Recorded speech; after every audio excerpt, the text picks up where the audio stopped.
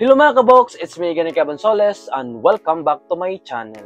And for today's video mga kabox, tuturuan ko po kayo kung paano po mag-download ng music sa YouTube Audio Library. Bago natin simulan, kung bago ka pa lamang sa YouTube channel ko ay please subscribe to my YouTube channel and click the notification bell para ma-update ka sa tuwing may panibago kong upload na video. Tara, simulan na natin. Ngayon, pumunta tayo sa ating Safari. At kung ikay naka-Android is pumunta ka sa inyong Chrome. Tapos, i-search natin ang YouTube Studio.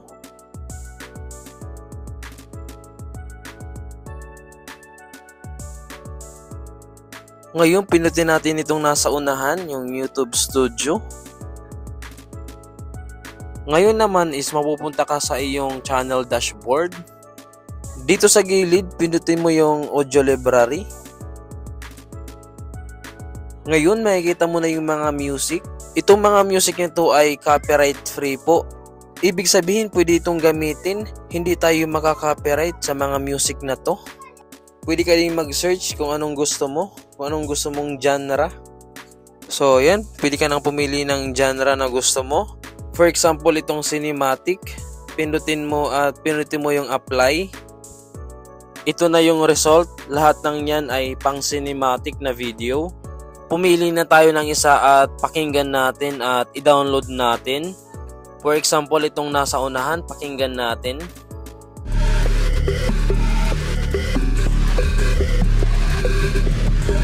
Ngayon, i-download natin itong music na to. Pindutin lang natin ang download, nasa hulihan niya. Tapos, ito yung lalabas. Pindutin lang ulit natin yung download. So, ayun, downloaded na siya. Tingnan natin sa ating files kung nandun na ba yung music na dinownload natin. So, ayun na. Na-download na yung music. Ngayon, pakinggan natin. So, yun lang. Lahat ng mga music sa YouTube Audio Library ay copyright free po.